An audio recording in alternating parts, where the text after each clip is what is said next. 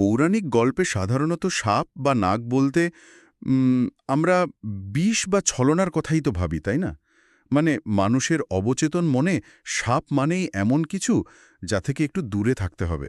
হ্যাঁ, একদম ভয়ের একটা ব্যাপার কাজ করে। ঠিক, কিন্তু আজকে আমরা এমন একটা চরিত্র নিয়ে কথা বলবো যিনি জন্মসূত্রে একটা সাপ হলেও প্রাচীন হিন্দু দর্শনে তাকেই চূড়ান্ত মহাজাগতিক সত্য, পবিত্রতা এবং পরম স্থিতিশীলতার প্রতীক হিসেবে ধরা হয়।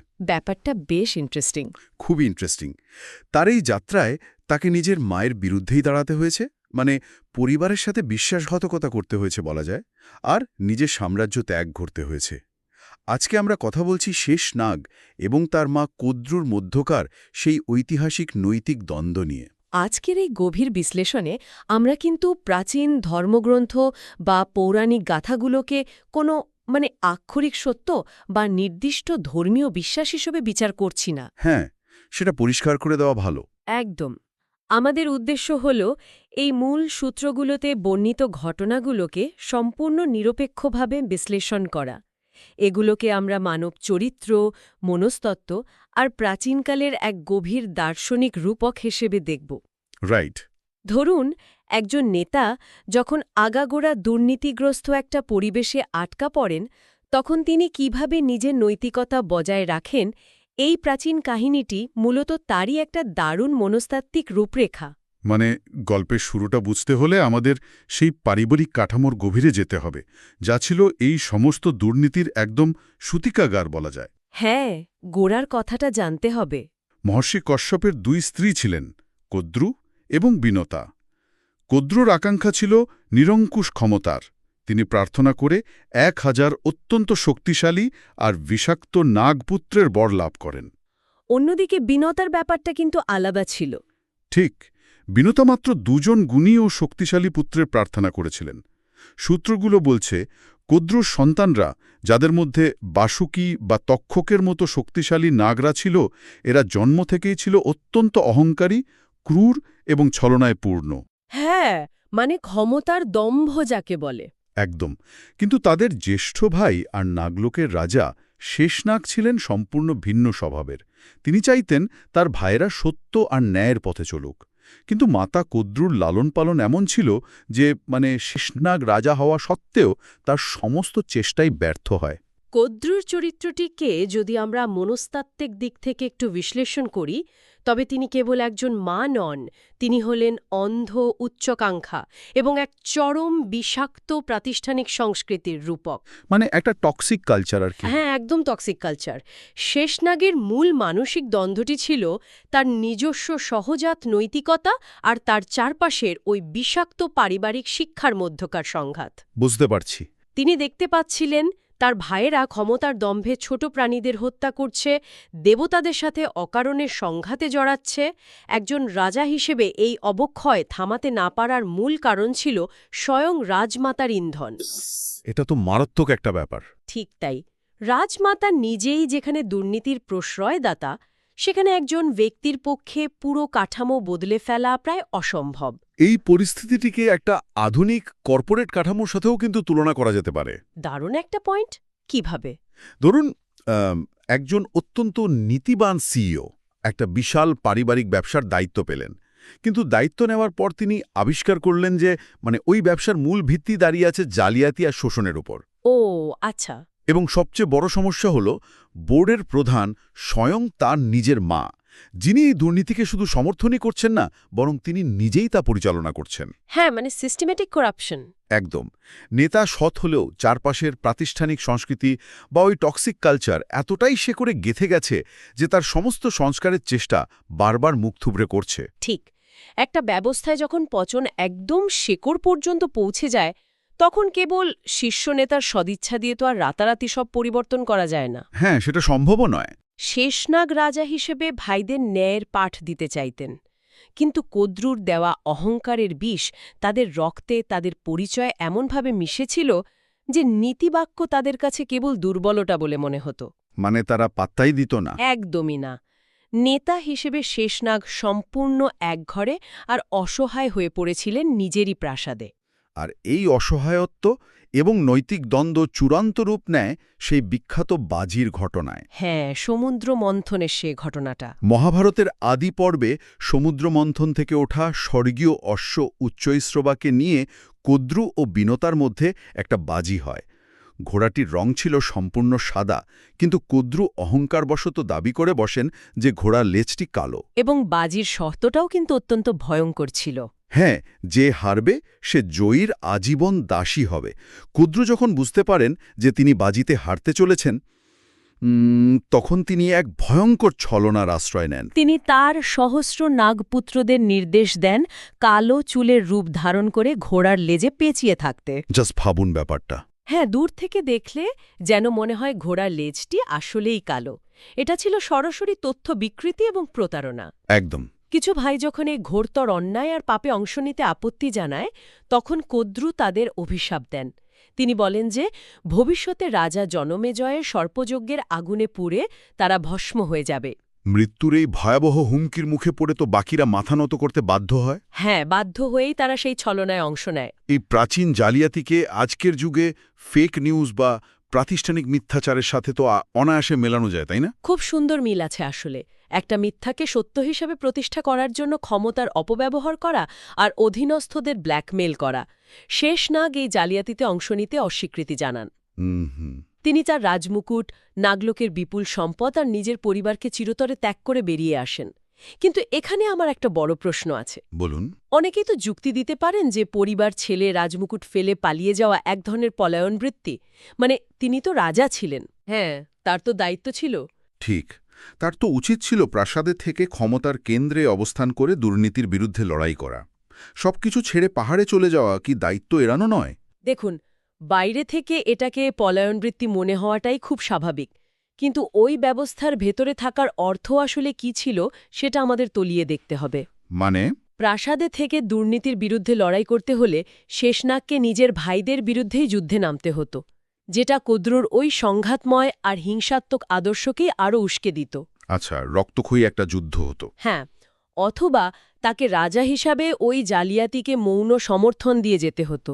শেষনাগ বুঝতে পেরেছিলেন যে ওই মিথ্যাচারকে সমর্থন করা বা ওই ব্যবস্থায় টিকে থাকার অর্থ হল নিজের সত্তাকে ধীরে ধীরে ধ্বংস করা। মানে তিনি যদি ক্ষমতার মোহ ত্যাগ না করতেন, তবে তাকে সেই দুর্নীতির অংশীদার হতেই হতো। ঠিক তাই।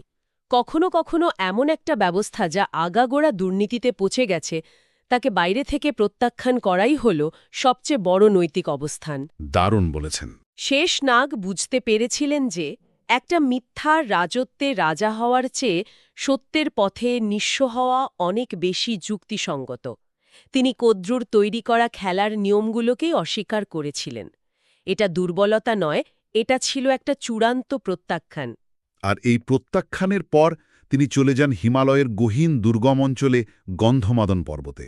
হ্যাঁ, সেখানে তিনি শুরু করেন এক অভাবনীয় আর কঠোর তপস্যা। সূত্রগুলো বলছে তিনি কেবল বাতাস খেয়ে বেঁচেছিলেন। গ্রীষ্মের প্রখর রোদ বা শীতের বরফ কোনো কিছুই তাকে টলাতে পারেনি। তিনি পাথরের মতো অবিচল ছিলেন। একদম। তার শরীর শুকিয়ে হাড্ডিসার হয়ে যায়, চারপাশে উইপোকার ঢিবি জমে যায়। কিন্তু আমার প্রশ্ন হল, এই চরম শারীরিক কৃচ্ছ সাধন কিভাবে কাজ করে? মানে না খেয়ে বা এক জায়গায় স্থির দাঁড়িয়ে থাকলে একটা বিষাক্ত উত্তরাধিকার থেকে কিভাবে মুক্তি পাওয়া সম্ভব? এটা বুঝতে হলে মনস্তাত্ত্বিক শুদ্ধির প্রক্রিয়াটি বুঝতে হবে। চরম শারীরিক প্রতিকূলতার মধ্যে দিয়ে যাওয়ার মূল উদ্দেশ্য ছিল নিজের চারপাশের জগৎ থেকে সম্পূর্ণ বিচ্ছিন্ন হওয়া। আচ্ছা। কদ্রু সন্তান হিসেবে তার ভেতরেও হয়তো ক্ষমতার লোভ বা অহংকারের সুপ্ত বীজ ছিল। এই তপস্যা ছিল এক ধরনের সেন্সরি ডিপ্রাইভেশন বা ইন্দ্রিয়কে অবরুদ্ধ করার প্রক্রিয়া। মানে বাইরে সব সিগন্যাল বন্ধ করে দেওয়া। ঠিক, যার মাধ্যমে তিনি নিজের ভেতরের সমস্ত অহংকার, রাগ আর প্রতিশোধ স্পৃহাকে পুড়িয়ে ফেলছিলেন। শারীরিক কষ্টকে স্বেচ্ছায় গ্রহণ করার মাধ্যমে তিনি তার অতীতের সেই বিলাসবহুল এবং দুর্নীতিগ্রস্ত পরিচয়ের মৃত্যু ঘটাচ্ছিলেন। এই ধানের প্রক্রিয়াটিকে আধুনিক প্রযুক্তির একটা ধারণার সাথে মেলালে বিষয়টা আরও পরিষ্কার হয়। মানে এটা যেন একটা ভাইরাসে আক্রান্ত কারাপ্টেড হার্ড ড্রাইভকে সম্পূর্ণ ফরম্যাট করে ফেলা। চমৎকার একটা অ্যানালজি। নাগলোকের ওই লোভ, ছলনা আর ক্ষমতার ভাইরাস হয়তো তার সিস্টেমেও ছিল। পাহাড়ের ওই চরম প্রতিকূল পরিবেশে দীর্ঘ সময় ধরে ধ্যান করাটা ছিল সেই সিস্টেমকে সম্পূর্ণ মুছে ফেলে এর একদম মৌলিক বিশুদ্ধ অপারেটিং সিস্টেমে ফিরে যাওয়ার একটা উপায়। এই বিশুদ্ধ অপারেটিং সিস্টেমের ধারণাটি কিন্তু সংস্কৃত ব্যাকরণ আর প্রাচীন দর্শনের একটা তত্ত্বের সাথে দারুণভাবে মিলে যায়। তাই নাকি? কিভাবে? আমাদের নাগ আর শেষ শব্দ দুটির আক্ষরিক অর্থ বুঝতে হবে। সংস্কৃত ব্যাকরণ অনুযায়ী না গচ্ছতি ইতি অগ, অর্থাৎ যা স্থির বা গতিহীন তা হল অগ বা পর্বত। এর বিপরীত হল নাগ, অর্থাৎ যা স্থির নয়, যা সর্বদা গতিশীল। আধুনিক বিজ্ঞানের ভাষায় যাকে বলা যায় কসমিক ডাইনামিজম বা মহাজাগতিক গতিশীলতা। এই মহাবিশ্বের কোনো কিছুই তো স্থির নয়, সবকিছুই কম্পমান, গতিশীল। আচ্ছা, তাহলে এই গতির সাথে শেষ শব্দটি কিভাবে যুক্ত হচ্ছে? শেষ মানে হল প্রলয়ের পর যা অবশিষ্ট থাকে, অর্থাৎ যখন মহাপ্রলয়ে এই মহাবিশ্বের সবকিছু ধ্বংস হয়ে যায়, তখন যে মৌলিক শক্তি বা অন্তর্নিহিত গতিশীলতা অবশিষ্ট থাকে, যা থেকে পুনরায় নতুন সৃষ্টির সূচনা হবে, সেটি হল শেষনাগ। ওয়াও! সুতরাং তিনি কেবল একটা পৌরাণিক সাপ নন, তিনি হলেন সেই মহাজাগতিক শক্তি যা এই চলমান মহাবিশ্বকে ধারণ করে রাখে। তার মানে গন্ধমাদন পর্বতে তার ওই স্থির হয়ে থাকার তপস্যাটি ছিল আসলে তার ভেতরের চঞ্চলতাকে, তার ভেতরের নাগ বা অস্থিরতাকে জয় করে সেই চূড়ান্ত স্থিতিশীল শেষ অবস্থানে পৌঁছানোর একটা উপায়। একদম সঠিক। আর এই তপস্যার ফলাফলও অভাবনীয় ছিল। তার এই অবিচল আত্মশুদ্ধিতে সন্তুষ্ট হয়ে স্বয়ং সৃষ্টিকর্তা ব্রহ্মা আবির্ভূত হন। ব্রহ্মা তাকে পৃথিবীর ভার বা মহাজাগতিক ভারসাম্য রক্ষার এক বিশাল দায়িত্ব দেন। ব্রহ্মা তাকে বলেন যে এই পৃথিবী অত্যন্ত অস্থির হয়ে পড়েছে, একে স্থিতিশীল করার জন্য এমন কাউকে প্রয়োজন যার মন সত্য আর ধর্মে স্থির। হ্যাঁ, আর শেষনাগ তো সেটা প্রমাণ করেছিলেন। ঠিক, শেষনাগ চরম প্রলোভন আর দুর্নীতির মাঝে থেকেও নিজেকে নিষ্পাপ রাখতে পেরেছেন। ক্ষমতা আর লোভ তাকে স্পর্শ করতে পারেনি, তাই তিনি এই মহাজাগতিক ভারসাম্য রক্ষার সবচেয়ে যোগ্য সত্তা। এই পুরো বিষয়টির মধ্যে একটা চমৎকার রূপক বা আইরনি লুকিয়ে আছে। ভেবে দেখুন, যাকে তার নিজের পরিবার প্রত্যাখ্যান করেছিল, যে নেতা দুর্নীতির সাথে আপোষ না করে নিজের রাজত্ব ত্যাগ করে নিঃস্ব হয়ে পাহাড়ে চলে গিয়েছিলেন, তাকেই মহাবিশ্বের সবচেয়ে বড় দায়িত্বটি দেওয়া হলো। হ্যাঁ, এটাই তো সবচেয়ে বড় প্রাপ্তি। যে ব্যক্তি ক্ষমতার মোহ সম্পূর্ণভাবে ত্যাগ করতে পারেন, প্রকৃতি তাকেই চূড়ান্ত ক্ষমতার যোগ্য বলে মনে করে। এবং এই দায়িত্ব পালনের মাঝেই কিন্তু তিনি তার কাঙ্ক্ষিত পরম শান্তি খুঁজে পান। ক্ষীরসাগরে। হ্যাঁ, তিনি চলে যান ক্ষীরসাগরে ভগবান বিষ্ণুর কাছে। যে জগৎ তাকে কেবল প্রতারণা আর যন্ত্রণা দিয়েছিল, তিনি তা ছেড়ে এমন এক স্থানে পৌঁছান যেখানে বিষ্ণু, যিনি স্বয়ং মহাজাগতিক স্থিতিশীলতার রূপ, নির্ভয় শেষনাগের উপর শয়ন করেন। দৃশ্যটা কল্পনা করলেই অবাক লাগে।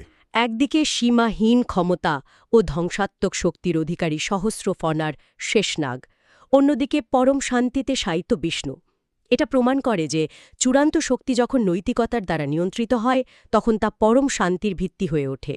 আমাদের একটা সূত্র কালনাগ নামক এক অসুরের আক্রমণের কাহিনী উল্লেখ করেছে। সেখানে দেখানো হয়েছে যে পৃথিবী যখন হুমকির মুখে পড়ে, তখন শেষনাগ কেবল পৃথিবীর ভারী বহন করেন না, তিনি অধর্মের বিরুদ্ধেও রুখেও দাঁড়ান। বিষ্ণুর সাথে মিলে তিনি সেই কালনাগকে পরাস্ত করেন। তার এই নতুন নেতৃত্ব ছিল পুরোপুরি সেবামূলক আর রক্ষাকর্তার।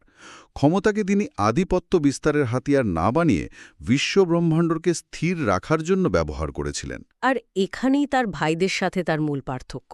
হ্যাঁ, তার ভাইরা ক্ষমতা ব্যবহার করত নিজেদের অহংকার মেটাতে আর অন্যদের ওপর আধিপত্য বিস্তার করতে।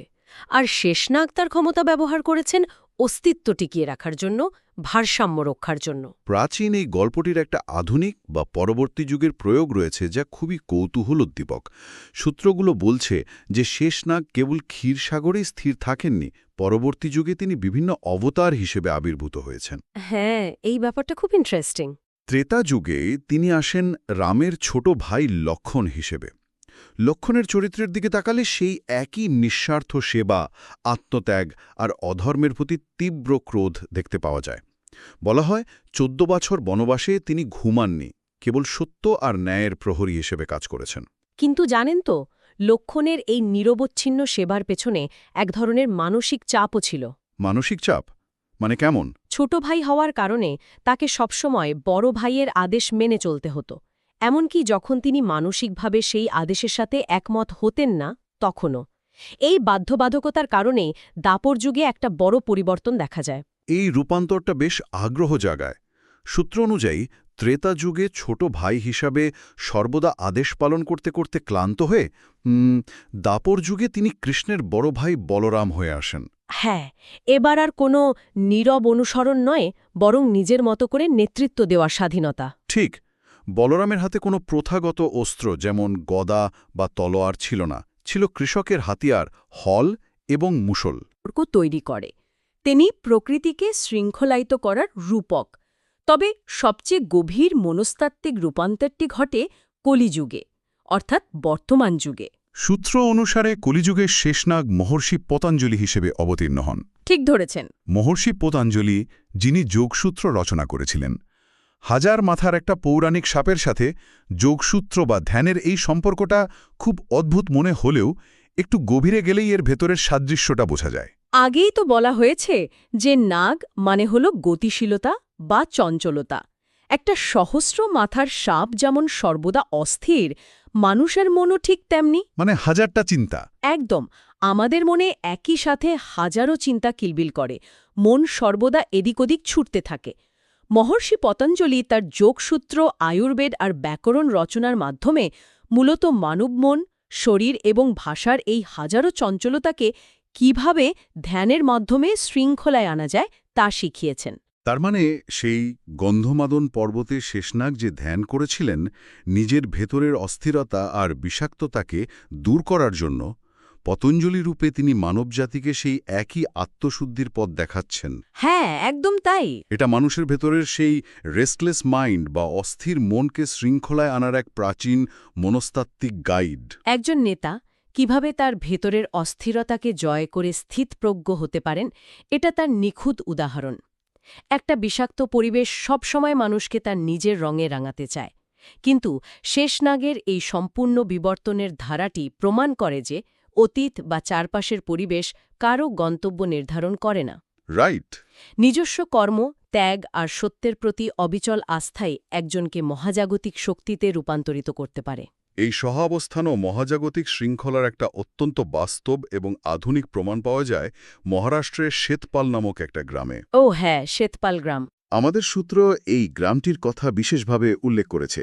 সেখানে সাপেদের এতটাই সম্মান করা হয় যে নতুন বাড়ি বানানোর সময় প্রতিটি ঘরে সাপের জন্য একটা নির্দিষ্ট স্থান আলাদা করে রাখা হয়।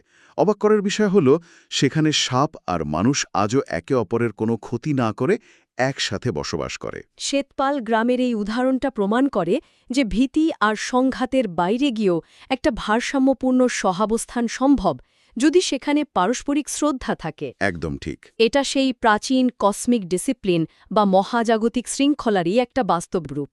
প্রকৃতি আর মানুষের মধ্যে যখন এই শৃঙ্খলা স্থাপিত হয়, তখন সেখানে আর কোনো বিষাক্ততা বা সংঘাত অবশিষ্ট থাকে না। আজকের এই দীর্ঘ বিশ্লেষণ থেকে বেশ কয়েকটা অত্যন্ত মূল্যবান দৃষ্টিভঙ্গি উঠে এসেছে। প্রথমত, ক্ষমতার চেয়ে সত্য সবসময় অনেক বড় আর দীর্ঘস্থায়ী। একটা দুর্নীতিগ্রস্ত প্রাতিষ্ঠানিক ব্যবস্থা বা টক্সিক পরিবেশ থেকে বেরিয়ে আসা মানে হেরে যাওয়া বা পালিয়ে যাওয়া নয়, বরং বৃহত্তর সত্যের জন্য নিজের আত্মাকে রক্ষা করা। দ্বিতীয়ত হল আত্মশুদ্ধির গুরুত্ব, নিজের ভেতরের লোভ আর ক্রোধের ভাইরাসকে ফরম্যাট করে ফেলা। হ্যাঁ। এবং সবশেষে নৈতিকতা একজন মানুষকে কিভাবে চূড়ান্ত স্থিতিশীলতায় রূপান্তর করতে পারে তার প্রমাণ। যে ব্যক্তি ক্ষমতার মুকুট ত্যাগ করার সাহস রাখেন, বিশ্বব্রহ্মাণ্ড তাকেই নিজের ভিত্তিমূলে স্থান দেয়। আজকের পর্বটি শেষ করার আগে একটা গভীর বিষয় নিয়ে ভাবার অবকাশ রয়েছে। আমরা জেনেছি যে শেষনাগ রূপক অর্থে সেই জিনিসটি যা মহাপ্রলয়ে সবকিছু ধ্বংস হওয়ার পরও অবশিষ্ট বা শেষ থাকে।